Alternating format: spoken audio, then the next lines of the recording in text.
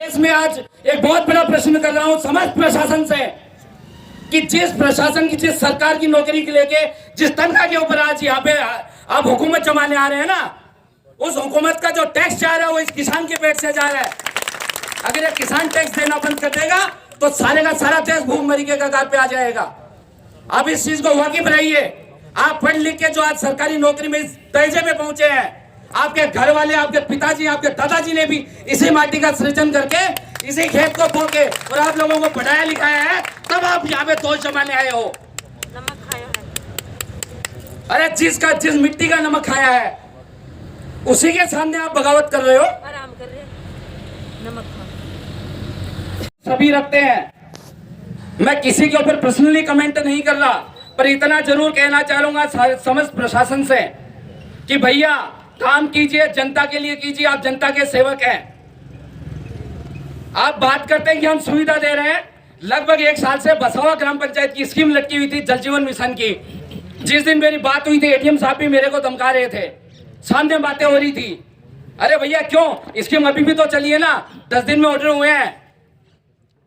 मैं प्रशासन से भी विनती करता हूं और समझ जनता से भी करता हूं, अपने हकों के लिए लड़ना पड़ेगा। और जेल बनने की बात है तो पूरा विधानसभा नहीं, पूरा जिला आ जाएगा।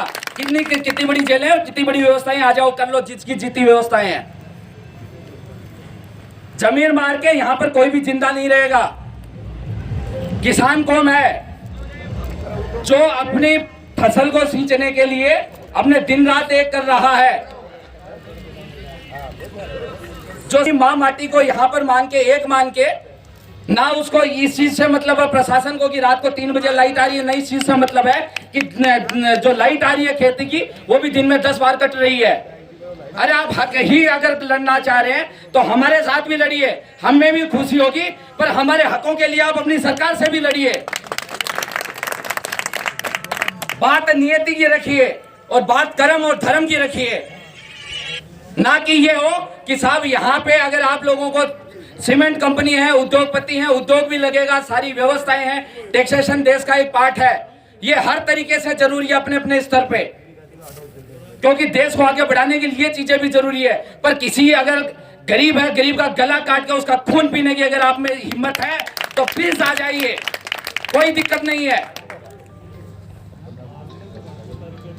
मुआवजे की जहां पर बात आ रही है वहां पे मुआवजे के मामले में शोषण किया जा रहा है, लाइटें काट रहे हैं। 4 साल सरकार ने पेपरों के मामले में ध्यान नहीं दिया। आज अगर पेपर भी बेच लिए सरकार ने और अब जाके जब गिरफ्तारी की बात आई तो उनको पुलिस से जो चालान वगैरह बुक पेश हुई उसमें उनको सबको बरी भी करवा दिया। वाह प्रशासन, वाह, धन्य है आप लोग। एक नियत के ऊपर वार करने में आपको हिम्मत महसूस होती है। अगर हिम्मत है तो जो एक्चुअल में जो गुनाहगार है उसके ऊपर हाथ डाल के देखिए, तब पता लगता है कि कितना बड़ा मर्द इस धरती पे पैदा हुआ है। आप बात कीजिए, नियम कायदों की कीजिए। सारे के सारे प्रशासन में है, वो भी किसी के बेटे हैं। मेरा इतना हक बनता है कि मैं सभी का एक पिता के हिसाब से, एक भाई के हिसाब से सभी का सम्मान करूं, और हर एक इंसान का मैं सम्मान करने की कैपेसिटी भी रखता हूं, सम्मान करूंगा भी। पर अगर हमारे गर्दन के ऊपर किसी की भी तलवार चलेगी तो हम बांसुरी वाले भगवान श्री कृष्ण के भी वंशज हैं, तो वही श्री कृष्ण सुदर्शन चक्र चलाने में भी कभी भी पीछे नहीं चुके, हम उनके भी वंशज हैं। बहुत ही महत्वपूर्ण है। सीमेंट कंपनी है, उद्योग आए हैं गए हैं, कुछ फर्क नहीं पड़ता। अगर विरोध करेंगे तो जब टाटा ग्रुप वेस्ट बंगाल से हट सकता है तो आप ये मत समझिए कि ये सीमेंट कंपनी अगर अंदर चल गई तो ये सीमेंट कंपनी नहीं हट सकती। कुछ नहीं इम्पॉसिबल है यहाँ पे। सीमेंट कंपनियों को भी सलाह दे रहा हूँ, बहुत बड़ी चीज बोल रहा हूँ। सीमेंट कंपनियों में जो भी इन्वायरमेंटल क्लियरेंस लिया है वो डॉक्यूमेंटली टोटल फ्रॉड है, और बहुत जल्दी मैं इसको लीगली चैलेंज करने वाला हूँ। जितने बड़े वकील खड़े करने उतने बड़े वकील खड़े कर दीजिए, कोई दिक्कत नहीं है। सच और झूठ का आमना सामना अपने आप हो जाएगा। प्रशासनिक व्यवस्था सरकार के पास में है, सरकार खिलाफ में है, कोई दिक्कत नहीं है।